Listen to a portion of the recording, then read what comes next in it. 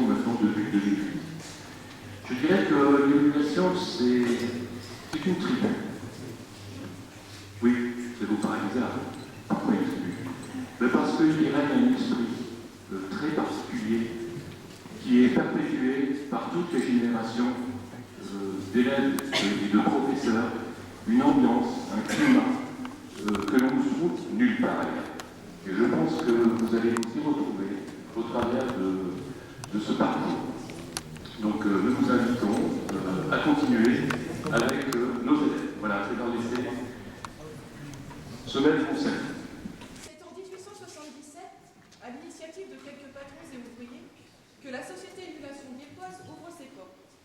Elle propose des cours du soir aux apprentis et ouvriers désireux de se perfectionner en dessin dans le domaine artistique ou celui du dessin linéaire, c'est-à-dire le dessin industriel.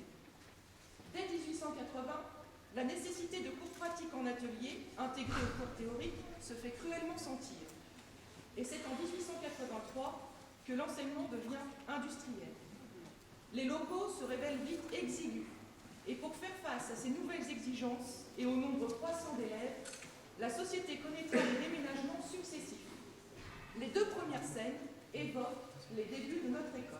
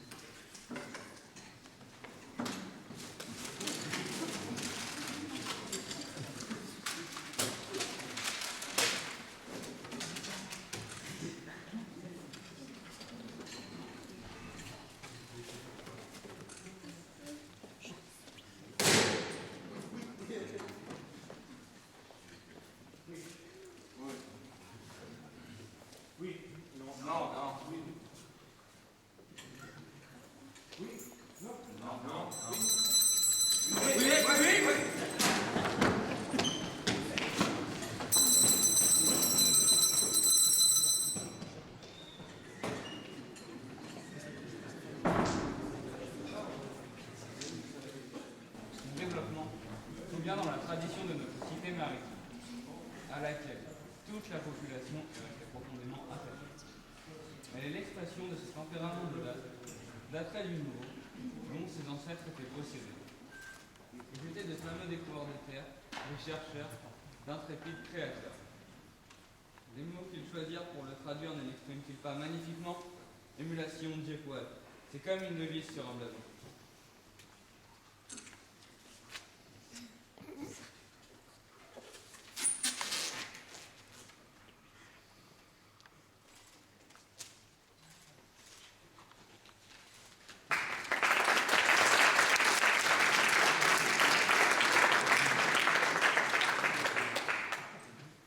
La création de cette école, son développement, sont bien dans la tradition de notre cité maritime à laquelle toute la population est restée profondément attachée.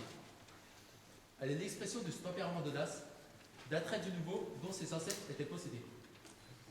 Ils étaient de fameux découvreurs de terre, des chercheurs, d'intrépides créateurs. Les mots qu'ils choisirent pour le traduire ne l'expriment-ils pas magnifiquement? Émulation, diepoise. C'est comme une devise sur un blason.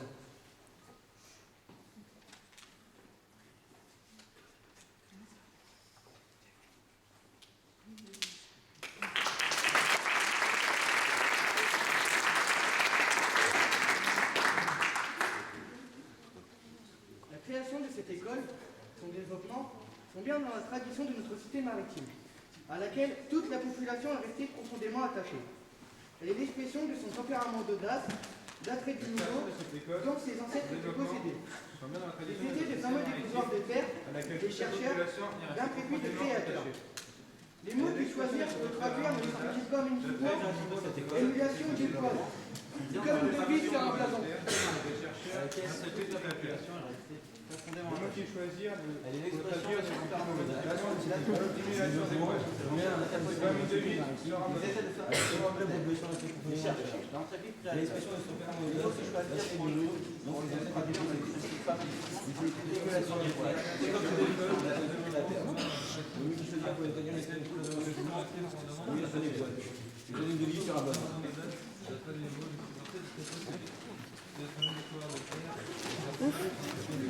Cette école, son développement, sont bien dans la tradition de notre cité maritime, à laquelle toute la population est restée profondément attachée. Elle est l'expression de son tempérament d'audace, d'attrait du nouveau, dont ses ancêtres étaient possédés. Ils étaient de fameux découvreurs de terre, des chercheurs, d'intrépides créateurs. Les mots qu'ils choisirent pour le traduire ne l'expriment-ils pas magnifiquement? Émulation diepoise, c'est comme une devise sur un blason.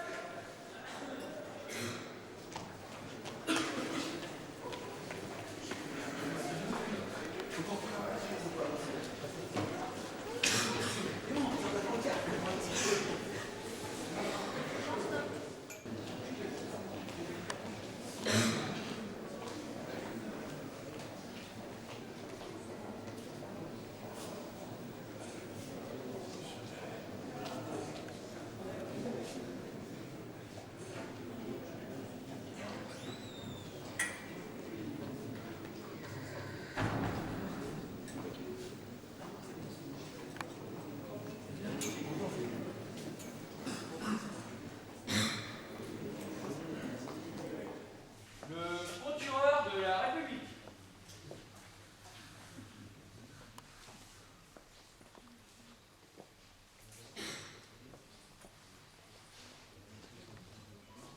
L'avocat de la défense.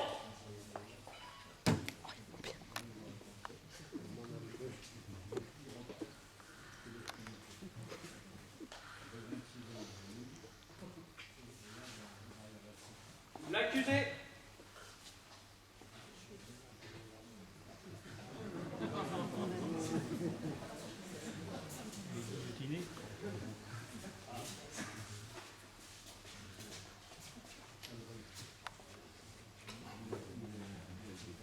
Accusé, levez-vous. Vos noms et prénoms. Benoît Ben. Votre classe. Première MA. Vous comparaissez devant cette cour pour les motifs suivants. Attitude incorrecte en classe. Cet élève répond à toute observation par un haussement d'épaule pour un sourire moqueur. Il chante pendant les cours d'éducation physique. Le lundi 8 janvier, il volait le goûter d'un de ses camarades. Ensuite, il a lancé une chaise sur le toit d'une salle de technologie, allumant ainsi le plafond de la dite salle. Et enfin, il a démoli 6 portes de WC de l'établissement. L'élève reconnaît le fait, mais ne peut les expliquer. Accusé, asseyez-vous et taisez-vous. La parole est à l'accusation. À l'évidence, l'accusé est coupable. Merci, maître. La parole est à la défense. Monsieur le Président, Mesdames et Messieurs les jurés, ayant reconnu les faits, mon client est à l'évidence innocent. On réclame donc son expulsion définitive. Coupable. Innocent. Coupable. Innocent. Coupable. Innocent. Coupable. Innocent. Coupable. Innocent. Coupable. Innocent. Accusé, avez-vous quelque chose à ajouter? Taisez-vous. Après délibération, le tribunal condamne l'accusé à une exclusion d'1 jour, Puis de 8 jours. puis de 15 jours. Puis d'expulsion définitive. Il va de soi que l'élève paiera le montant des réparations.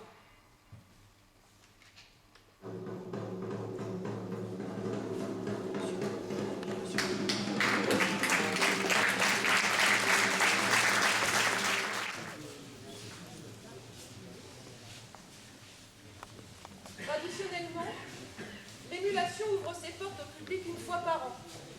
Dans les années 60, cette journée se déroulait un dimanche et permettait au public de découvrir les travaux des élèves. L'achat d'un programme donnait accès à une tombola. Premier lot, une magnifique salle à manger rustique, style normand, en chêne massif. La scène suivante remet la tombola au goût du jour et aborde l'évolution des conditions de vie des ouvriers en évoquant les premiers départs en vacances.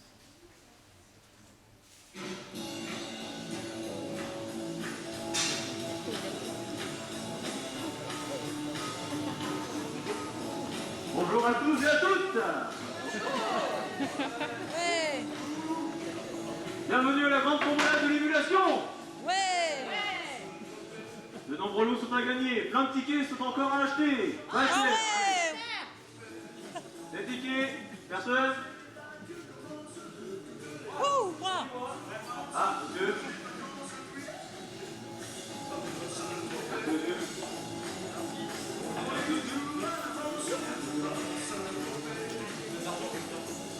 Allez, qui veut pour les tickets? Ouais, moi. Il en reste plein à gagner, de nombreux lots. Ah, mesdames. Un ticket. Merci, madame. Moi, un gagnant pour moi. Oh, merci. Merci. Ah, monsieur. Monsieur à côté, non? Pas de ticket? Plus personne? Ah, madame. Merci. Monsieur, c'est pour toi? Monsieur? Un ticket pour monsieur? Merci bon monsieur. Plus personne? Les jeux sont faits? Bon, nous allons commencer.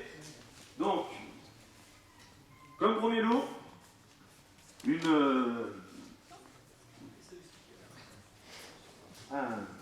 casquette. Une casquette jaune, sponsorisée Berger. Voilà, cette merveilleuse casquette qui vous évite l'insolation pour cet été. Alors, attention, roulement de tambour. Et ce sera le numéro 5. Le numéro 5. Ah, monsieur, bravo monsieur.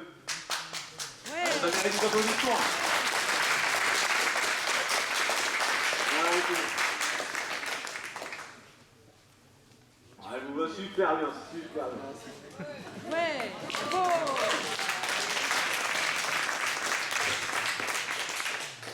Le deuxième lot, une magnifique paire de lunettes noires. contre les éblouissements. Ah, attention, mesdames, messieurs, mesdemoiselles, roulement de tambour. Le numéro est le numéro 4. Le numéro 4, monsieur. Encore bravo.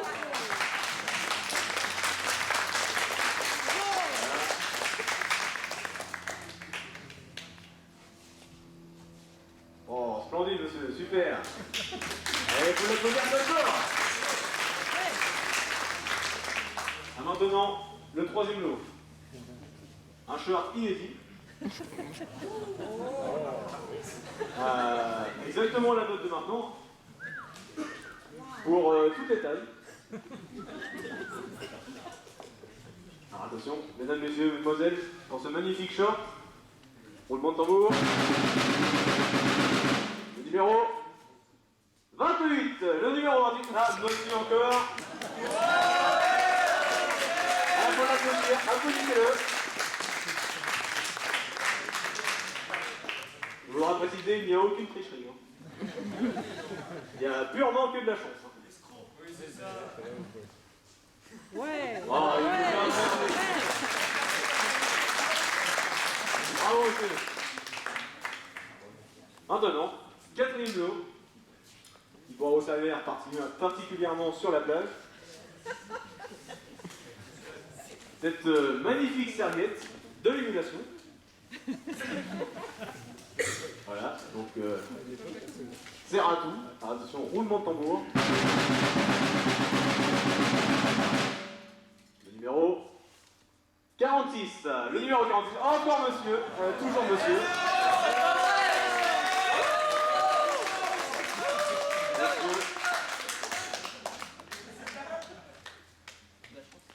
Ah, il n'y a que de la chance. Hein. La chance est avec vous aujourd'hui, monsieur Stabrois. Aucune tricherie, je le dis encore. On a payé, hein. Ah, maintenant, mesdames, messieurs, mesdemoiselles, croisez les doigts, le lot que vous attendez tous. Le lot que vous êtes, je pense, là, tous pour ça. Cette magnifique voiture.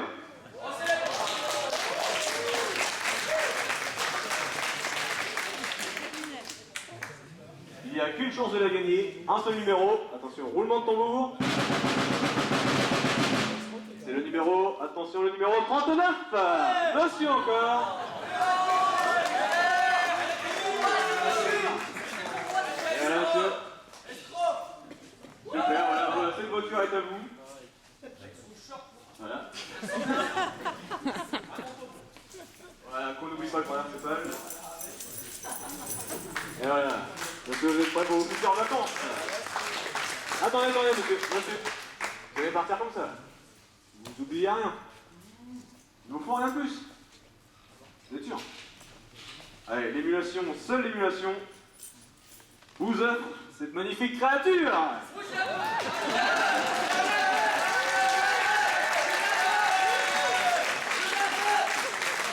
voilà, elle est pour vous.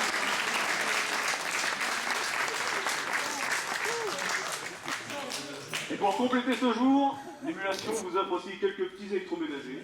Un parasol, une topette à mieux. Voilà. Et voilà. Vous pouvez prendre tout ce qui vous appartient. Et bonnes vacances.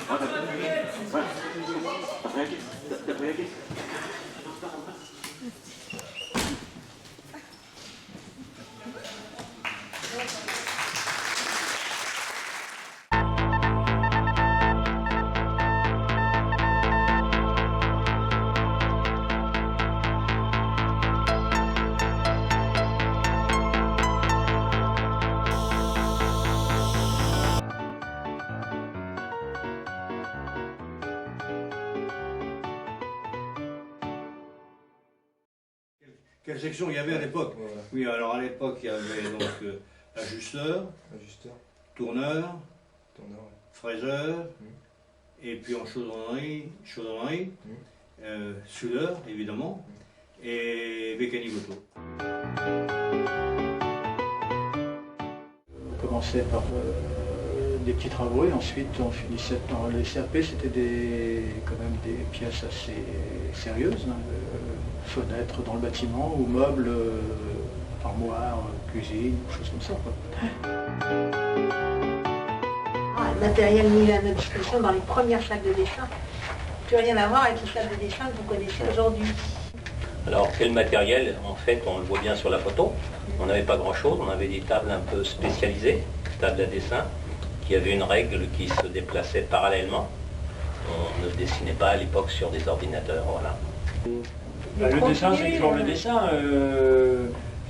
C'est la façon de l'enseigner qui est différente. Parce qu'avant, c'était par rapport à un travail sur une planche à dessin, qu'aujourd'hui, c'est par rapport à un logiciel. Mais une vis, c'est en 1960, c'est toujours une vis en 2013 ou 2014. En 3 temps, j'ai eu des CAP quand je suis arrivé en 69, c'est-à-dire c'était des jeunes comme vous qui sortaient du certificat d'études. Ils n'avaient été qu'à l'école primaire. Et ils allaient en 3 ans passer un CAP d'électromécanicien. Donc ça, c'était la première partie.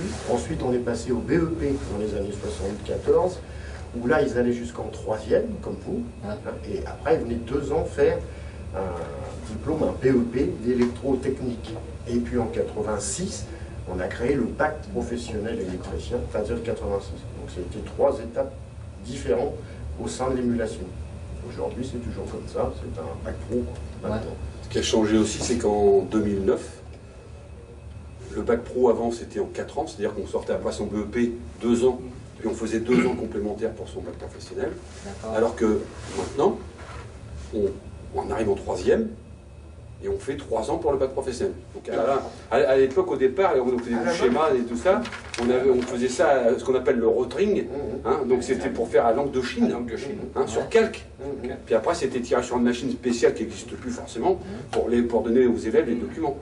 On n'avait pas d'ordinateur, mais c'était beaucoup plus de travail que maintenant. C'est-à-dire qu'en électricité, quand on est arrivé en 68, c'était la première section, donc il n'y avait que 2 établis et 18 étaux. La pièce était vide. Donc tout a été construit au fur et à mesure. J'ai toujours été passionné par la partie atelier, forcément que c'est sympa parce qu'on met les mains dans le système. Ça permet de voir un peu ce qu'on arrive à faire. Ça, c'est quand même intéressant.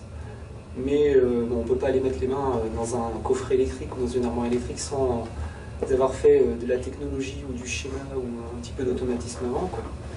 Et moi, j'étais passionné par cette partie schéma, automatisme. Et on faisait aussi ce qu'on appelait les mesures-essais à l'époque. Vous ne connaissez pas parce que vous en faites plus maintenant. Les mesures-essais, c'était un mélange d'électro pur et d'atelier. Et ça, c'était vraiment très passionnant. Vous disposez quel outil, machine au niveau de l'atelier? Au niveau de l'atelier, c'était un grand atelier qui était. C'était des vieux bâtiments, c'était des anciens hangars à tabac. C'était vraiment des vieux bâtiments qui sont dans la plupart détruits maintenant. Donc il y avait énormément d'espace, il faisait très froid l'hiver, très chaud l'été. C'était pas forcément très agréable, mais on avait du bon matériel, quoi. Le gros avantage, c'est qu'on travaillait sur des tableaux ou des armoires avec du matériel qui était assez neuf, qui était en très bon état, ce qui nous facilitait quand même pas mal les choses. Les salles n'étaient pas forcément grandes. On avait un très bon contact avec les professeurs aussi à l'époque. Des métiers comme tourneur, fraiseur, ajusteur, qui à l'époque étaient très définis. On passait à l'époque un CAP de tourneur ou un CAP d'ajusteur ou un CAP de fraiseur. Maintenant, la productique englobe les 3 en même temps. On fait aussi bien du tournage que du fraisage que de l'ajustage. Il y a eu plusieurs cycles. Il y a eu l'usinage traditionnel avec tour, fraiseuse comme ajustage. On faisait un petit peu de tout, de mécanique générale. Et puis après, il y a eu un peu de commande numérique, mais très simple. Ça a eu du mal à démarrer. Et après, le grand boom de la commande numérique est arrivé. Et puis, il fallait suivre, quoi. On a arrêté le métier d'ajusteur-tourneur.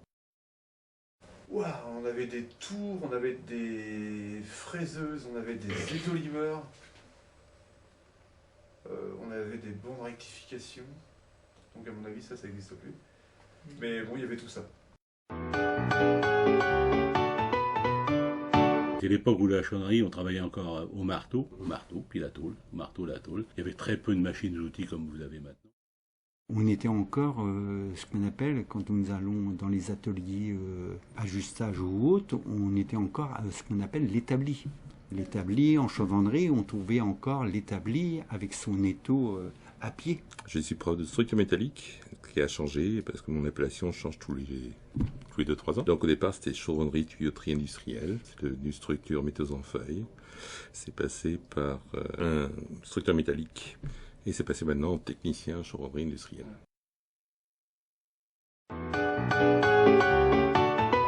Il y avait les 4 ateliers là. Donc on faisait un stage, je me rappelle plus, c'était 3 semaines dans chaque atelier et on était noté. Et si par exemple on voulait être mécano, il fallait faire partie des 15 meilleurs qui sont passés dans l'atelier. Donc sur, je sais pas combien il y avait, quand on était de gamin à l'époque, mais bon, il fallait se défendre.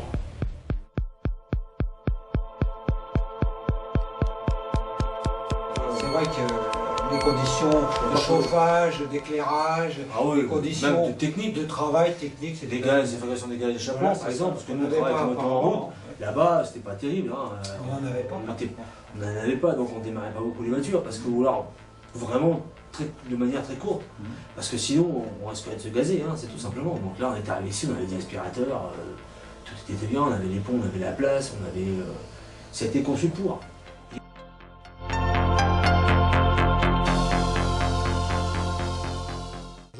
Ce diplôme que vous préparez ici, c'est un diplôme, comme je viens de le dire, assez rare. Tout à fait. C'est un diplôme qui est présenté dans une dizaine d'établissements en France. Et donc on est le seul en Haute-Normandie. Et c'est important d'avoir ce type de filière dans une région où il y a 2 centrales nucléaires. Voilà, parce qu'il y a une grosse demande en fait du secteur en termes d'emploi, puisqu'il y a beaucoup de départs à la retraite et que les jeunes ont énormément de débouchés derrière.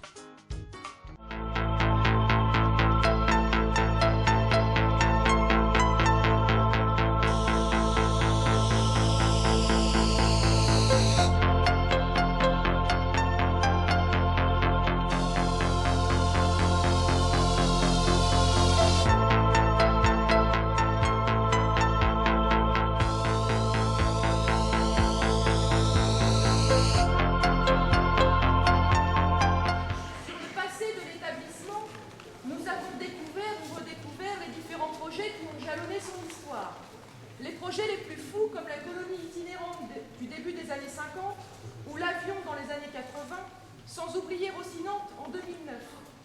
Les exploits sportifs des élèves comme ceux des membres du personnel, les différents concours auxquels des classes se sont présentées. La dernière scène évoque ce dynamisme, une émulation qui bouge. Vas-y.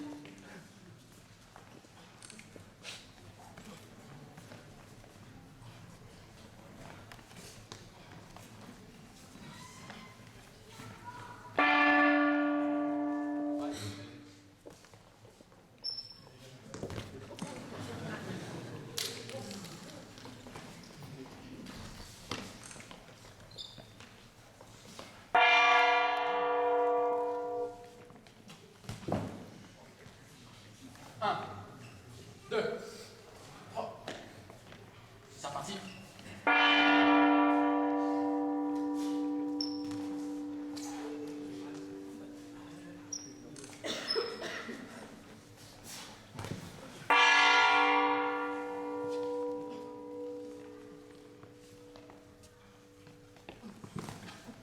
Un, 2, 3, 4, 5, 6, 7, 8, 9, 10. Victoire Parco.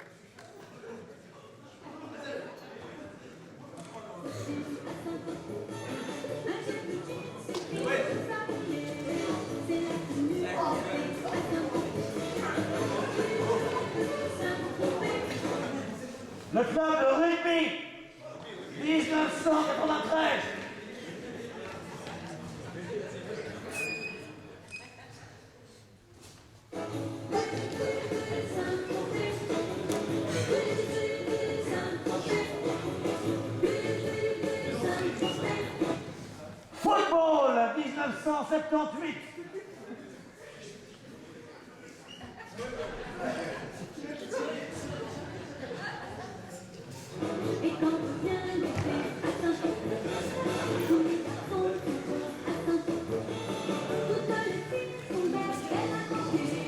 Club de pêche, 1954.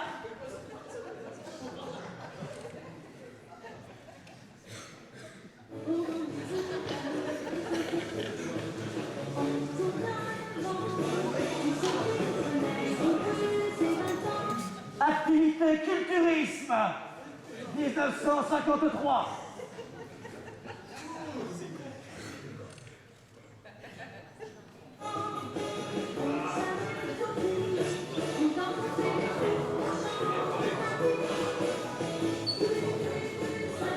Jeux olympiques d'hiver, 1974.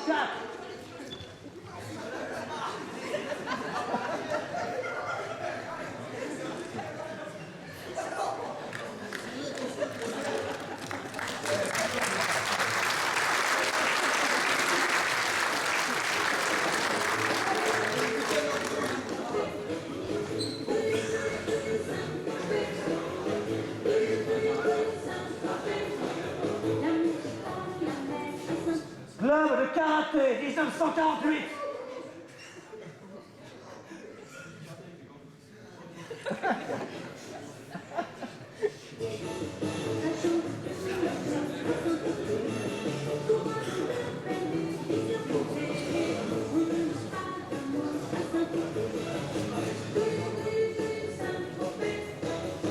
Première MVA émulation 2014.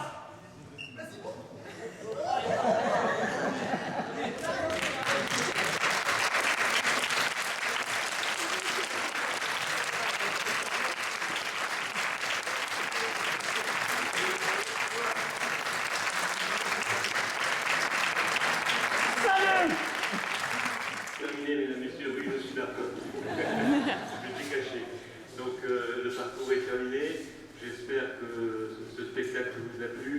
Je crois qu'il y avait beaucoup d'humour, beaucoup d'intelligence dans ce qui vous a été présenté, dans ces situations qui ont émaillé la vie d'émulation depuis des lustres. Alors, je voudrais tout particulièrement donc, féliciter donc, les élèves de première MVA, les premières...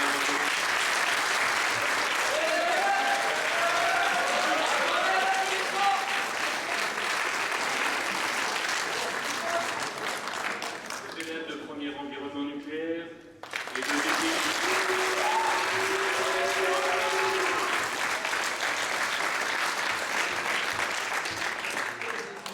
élèves de seconde élève et TCI qui ont réalisé des interviews des anciens élèves,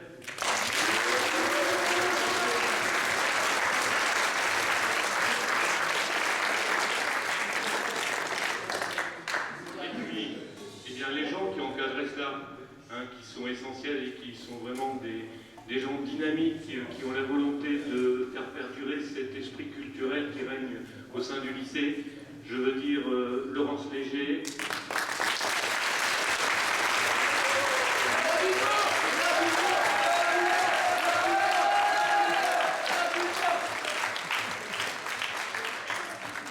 Sophie Basile,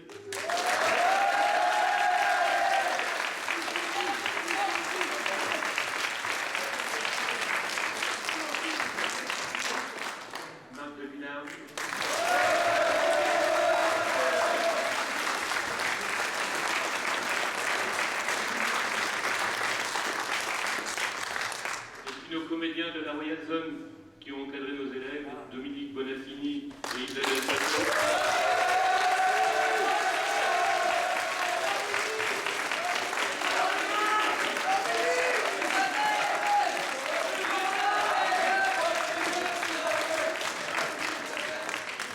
Je vois qu'il faut avoir une mention particulière, une mention toute spéciale pour la dame qui est à mes côtés, Ginette Poulet.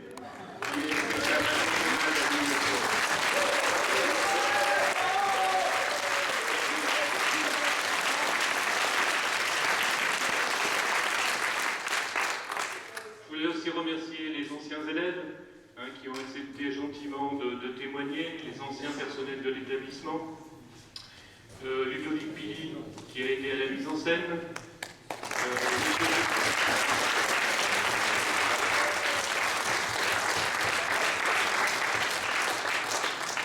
Monsieur De Zovry et les anciens d'Alpine qui nous ont prêté la berlinette.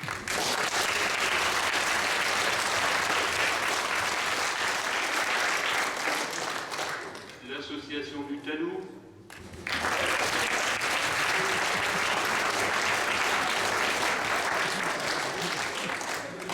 L'école de Luneray et de Saint-Nicolas qui nous ont prêté les décors.